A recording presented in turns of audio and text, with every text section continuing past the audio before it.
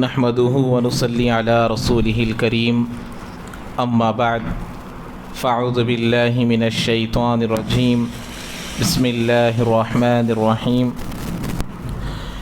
يا أيها الذين آمنوا استعينوا بالصبر والصلاة إن الله مع الصابرين ولا تقولوا لمن يقتل في سبيل الله أموات بل أحياء ولكن لا تشعرون وَلَنَبْلُوَنَّكُمْ بِشَيْءٍ مِّنَ الْخَوْفِ وَالْجُوعِ وَنَقْصٍ مِّنَ الْأَمْوَالِ وَالْأَنفُسِ وَالثَّمَرَاتِ وَبَشِّرِ الصَّابِرِينَ الَّذِينَ إِذَا أَصَابَتْهُم مُّصِيبَةٌ قَالُوا إِنَّا لِلَّهِ وَإِنَّا إِلَيْهِ رَاجِعُونَ أُولَٰئِكَ عَلَيْهِمْ صَلَوَاتٌ مِّن رَّبِّهِمْ وَرَحْمَةٌ وَأُولَٰئِكَ هُمُ الْمُهْتَدُونَ صدق اللہ العظیم وقال النبی صلی اللہ علیہ وسلم لا يؤمن احدكم حتى اكون احب الیہ من والدہ وولدہ والناس اجمعین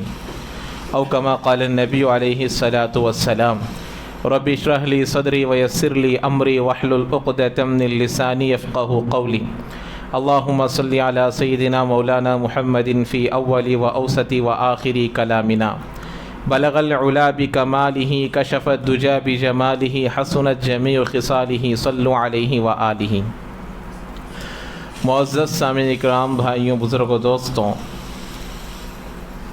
جیسا کہ اس سے پہلے والے جمعے میں بھی میں آپ لوگوں کو بتایا تھا کہ جو آدمی قرآن کو اپنے سینے سے لگائے گا اور قرآن کو اپنا رہبر بنائے گا اور قرآن کے موافق اپنی زندگی کو گزارنے کی کوشش کرے گا، اس کو دنیا کی تکلیف نہیں دکھے گی اور دنیا کی خوشی نہیں دکھے گی، اس لیے کہ قرآن آج کا رہبر نہیں ہے، بلکہ نبی علیہ الصلاۃ والسلام کے زمانے میں جب نازل ہوا اس وقت سے لے کر قیامت تک کے لوگوں کے لیے یہ رہبر ہے۔ جیسے کوئی آدمی کسی جگہ پر بغیر رہبر کے نہیں جا سکتا، بغیر رہبر کے صحیح منزل مقصود تک نہیں پہنچ سکتا، ایسے ہی بغیر قرآن کے اللہ کی رضامندی کو آدمی حاصل نہیں کر سکتا اور بغیر قرآن کے ہدایت کے راستے کو نہیں پا سکتا۔ اسی لیے اللہ تبارک و تعالیٰ کے قرآن کو سمجھنا، اگر ہم کو سمجھ میں نہیں آتا تو سمجھانے والوں سے سمجھنا ہر آدمی کے لیے ضروری ہے۔ ایک تو قرآن کا پڑھنا ہے، دوسرا قرآن کے معانی و مطالب کو سمجھنا ہے۔ قرآن کو پڑھنا جتنا ضروری ہے اس سے بھی کئی گنا زیادہ قرآن کو سمجھنا ہر آدمی کے لیے ضروری ہے۔ پڑھنا الگ چیز ہے، سمجھنا الگ چیز ہے۔ ہم لوگ قرآن میں نماز میں قرآن کو پڑھتے ہیں، اس کو پڑھنا کہتے ہیں۔ قرآن کو ہاتھ میں لے کر پڑھتے ہیں، تراویح میں سنتے ہیں۔ پڑھنا الگ ہے، سننا الگ ہے، لیکن قرآن کو سمجھنا یہ مستقل الگ کام ہے۔ اور اللہ تبارک و تعالیٰ کے جانب سے ہر آدمی کو فردن الگ الگ قرآن کو سمجھنا ضروری ہے، اس لیے کہ قرآن کو سمجھے بغیر، قرآن کے صحیح معانی و مطالب کو حاصل کیے بغیر آدمی ہدایت کے راستے کو پا نہیں سکتا، اور قرآن کو سمجھانے والوں کے بغیر قرآن کو سمجھ نہیں سکتے۔ قرآن اللہ کے نبی علیہ الصلاۃ والسلام کے زمانے میں نازل ہوا، عربی بات کرنے والوں کے درمیان میں نازل ہوا۔ عربی دان تھے، وہ زبان کو سمجھنے والے اور سمجھانے والے تھے، عربی زبان میں مہارت رکھنے والے، اشعار بولنے والے۔ ان کے سامنے جب قرآن نازل ہوا تو قرآن کے معنی و مطالب کو اللہ کے نبی سے پوچھتے تھے کہ نبی یہ آیت کا مطلب کیا ہے، یہ آیت کا مطلب کیا ہے، یہ لفظ کا مطلب کیا ہے۔ تو معلوم ہوا صرف زبان کے سمجھ لینے سے عربی قرآن نہیں سمجھ سکتے، قرآن کو سمجھانے والوں کا ہونا ضروری ہے۔ تو لہٰذا قرآن کو پڑھنا الگ چیز ہے اور قرآن کو سمجھنا الگ چیز ہے۔ ہر آدمی کو قرآن کے معنی و مطالب کو سمجھنا فرض ہے۔ جیسے نماز پڑھنا فرض ہے، روزہ رکھنا فرض ہے، ایسے ہی قرآن کو سمجھنا بھی فرض عین ہے۔ ایک ایک آدمی الگ الگ سمجھنا ضروری ہے۔ ابھی میں جو آیت آپ لوگوں کے سامنے پڑھا، اللہ تعالیٰ فرما رہے ہیں کہ اے ایمان والو، صبر کے ذریعے سے، نماز کے ذریعے سے مدد طلب کرو۔ دو چیزوں سے اللہ کی مدد آدمی کی طرف متوجہ ہوتی ہے، اللہ کی مدد بندوں کی طرف آتی ہے۔ اب لوگ ان چیزوں کو چھوڑ کر دوسرے چیزوں کی طرف متوجہ ہو جائیں گے، اللہ کی مدد نہیں آئے گی۔ ایک ہے صبر کرنا، آنے والی مصیبتوں پر صبر کرنا، اور دوسری چیز ہے نماز کی پابندی کرنا۔ اس کے علاوہ مجھے کوئی دعا دے دو برکت کے لیے، مجھے کوئی وظیفہ دے دو برکت کے لیے، اس سے کوئی فائدہ نہیں ہوگا جب تک کہ بندہ 5 وقت کی نمازوں کی پابندی نہیں کرے گا اور آنے والے مصیبتوں پر صبر نہیں کرے گا۔ اسی لیے صبر کے 3 قسموں کو بیان کیے گئے ہیں۔ 3 طرح کا صبر جس آدمی کے اندر آئے گا وہ کامل مومن ہے۔ الصبر علی الطاعہ، صبر کے معنی کو سمجھیے پہلے۔ ڈکشنری کے اعتبار سے اگر دیکھا جائے تو ہر لفظ کا معنی ڈکشنری کے اعتبار سے سمجھنا۔ صبر کہتے ہیں روکنے کو، کنٹرول میں رکھنے کو، آدمی اپنے آپ کو کنٹرول میں رکھنا۔ تو ایک صبر ہے اللہ کی اطاعت میں صبر کرنا۔ نماز کا وقت ہو گیا تو اب آدمی دوسرے کاموں میں متوجہ ہوئے بغیر نماز کے طرف لے کر آنا، نماز کے طرف اپنے آپ کو روکنا، صبر اسی کو کہتے ہیں، روکنا۔ تو اب اللہ کا حکم آ گیا روزے کا، اب دوسری طرف متوجہ ہوئے بغیر روزے میں اپنے آپ کو پکڑ کر رکھنا، تو یہ ہے اطاعت میں صبر کرنا۔ میرا اللہ اس وقت مجھ سے کیا چاہ رہا ہے، میرا اللہ اس وقت مجھ سے کیا طلب کر رہا ہے، اس کو کہتے ہیں الصبر علی الطاعہ، اطاعت پر صبر کرنا۔ اب اللہ مجھ سے ایک کام چاہ رہے ہیں، اس وقت میں دوسرے کام میں مشغول ہو گیا، اللہ اس کو پسند نہیں کرتے۔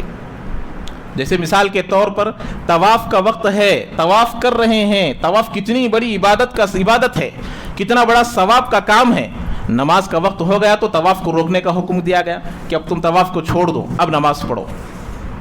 تو ایسے ہی ایک ہے الصبر علی الطاعہ، دوسری ہے الصبر علی المعصیہ، گناہ کا موقع ملا، گناہ کا ٹائم آ گیا، گناہ کرنے کا ایک موقع مل گیا، اب اپنے آپ کو اس گناہ میں مشغول کیے بغیر روکنا۔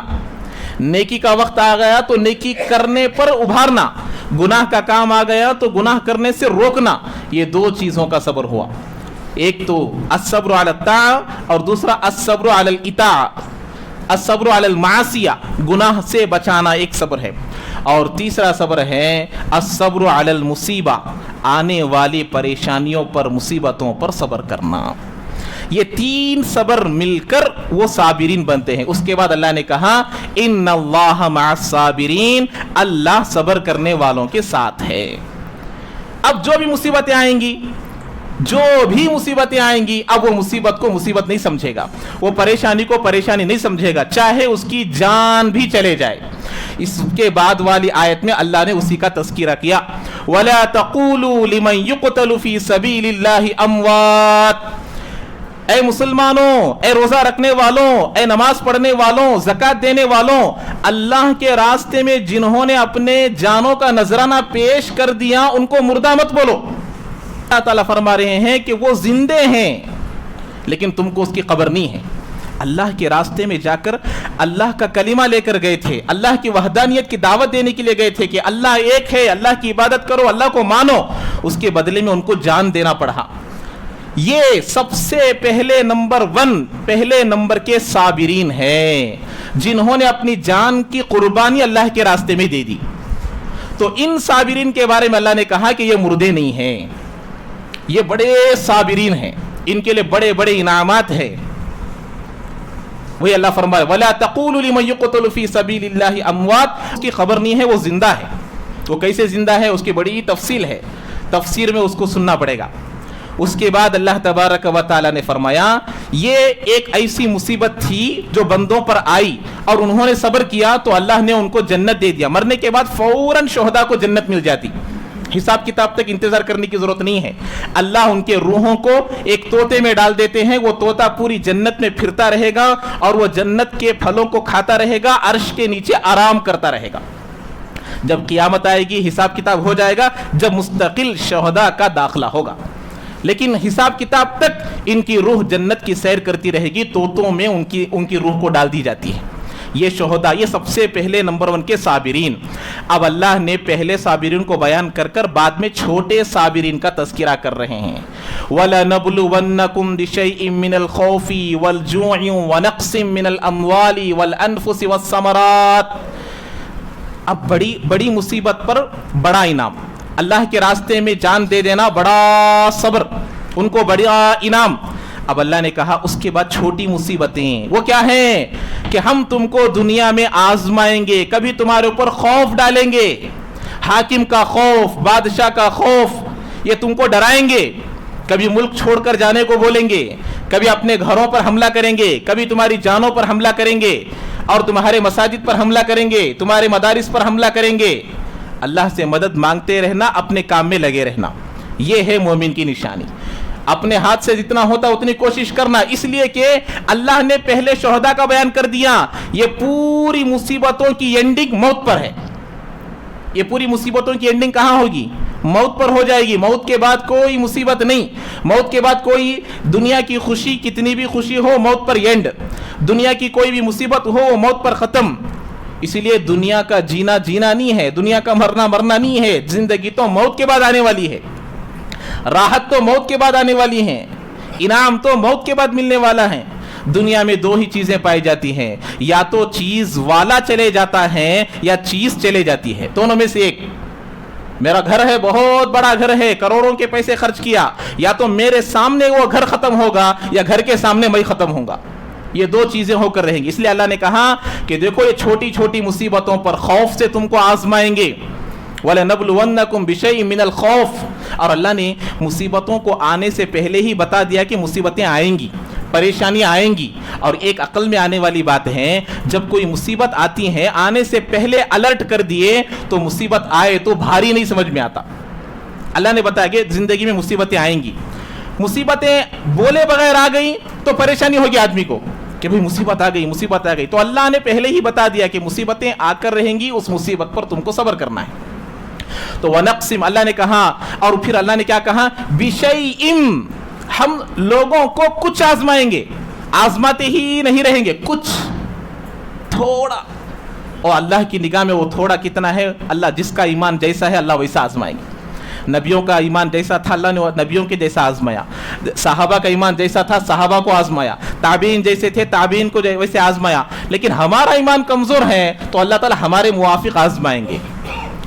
من الخوف والجوع، بسا اوقات بھوک سے اللہ آزمائیں گے، بھوک کے ذریعے سے بھی اللہ تبارک و تعالی آزمائیں گے، اور اسی طریقے سے اپنے جانوں میں بیماری ڈالیں گے، اپنے کاروباروں میں نقصان کریں گے۔ اس کے بعد اللہ نے کہا والثمرات، ثمرات سے مراد مفسرین حضرات فرماتے ہیں اپنے آنکھوں کے سامنے اپنے بچوں کا انتقال ہونا، چھوٹے چھوٹے بچوں کا اپنے سامنے جنازہ اٹھنا۔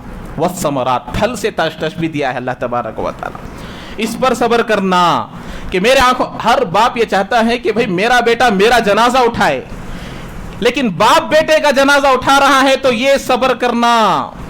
اللہ نے کہا کہ دیکھو جب بندہ چھوٹے سے بچے کی جان کو لے کر اللہ کے پاس جاتے ہیں تو اللہ پوچھتا ہے کہ اقبستم ولدا عبدی، کیا تم نے میرے نیک بندے کے بیٹے کو لے کر آئے ہو؟ فیقولون نعم، ہاں اللہ تیرے بندے کے بیٹے کی روح لے کر آئے۔ اس کے بعد اللہ پوچھتے ہیں اقبستم ثمرۃ قلبہ، اس کے دل کے پھل کو لے کر آئے تم لوگ؟ پھل، اپنے کسان جب محنت کرتا ہے اس کے پھلوں کو دیکھ کر اسے کتنی خوش ہوتی ہے، وہ خوش ہو جاتا ہے کہ بھئی پھل آ گیا ہے، اب مجھے اچھا مارکیٹ میں ریٹ ملے گا۔ تو اللہ بھی یہی کہا کیا تم نے میرے بندے کے پھل کو لے کر آئے؟ ہاں اللہ، فیقولون نعم، فرشتے کہتے ہاں ہم نے تیرے نیک بندے کے ایک پھل کو لے کر آئے۔ جب اللہ پوچھتے ہیں فرشتوں جب تم نے اس کی روح نکالی اس وقت میرے بندے نے کیا کہا؟ اے اللہ وہ تیرے فیصلے پر راضی تھا، وہ ایک جملہ بھی تیرے خلاف نہیں کہا، تقدیر پر راضی تھا، تیرے فیصلے پر راضی تھا۔ جب اللہ کہتے ہیں اے فرشتوں اس کے لیے جنت میں بیت الحمد ایک گھر بنا دو، اس گھر کا نام کیا ہے؟ بیت الحمد، اس کے لیے گھر بنا دیا جائے گا جس کے چھوٹے چھوٹے بچے اس کے آنکھوں کے سامنے انتقال کر جاتے ہیں اور وہ صبر کرتا ہے، گھنٹوں گزرنے کے بعد نہیں، مہینوں گزرنے کے بعد نہیں، سال گزرنے کے بعد نہیں، روح گئی صبر کیا، ان کو یہ سبق ملے گا، ان کو یہ انعام ملے گا۔ یعنی اللہ کے فیصلے پر فوری طور پر راضی، فوری طور پر راضی ہونے والوں کو اللہ اتنا بڑا انعام سے نوازیں گے۔ گھنٹے گزرنے کے بعد، مہینے گزرنے کے بعد، سال گزرنے کے بعد دنیا کا ہر آدمی صبر کرے گا، لیکن الصبر عند صدمۃ الاولی، تکلیف پہنچنے کے بعد دوسرے سیکنڈ میں ہی صبر کرنا۔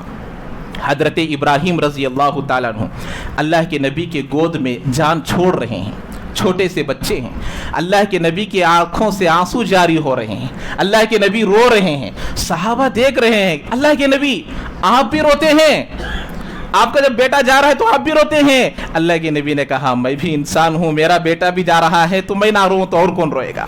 العین تدمع، میری آنکھوں سے بھر گئے ہیں، میرے آنکھوں سے پانی جاری ہو رہا ہے، میرا دل کا جگر جا رہا ہے، لیکن اس حالت میں بھی میں اللہ کے فیصلے پر راضی ہوں۔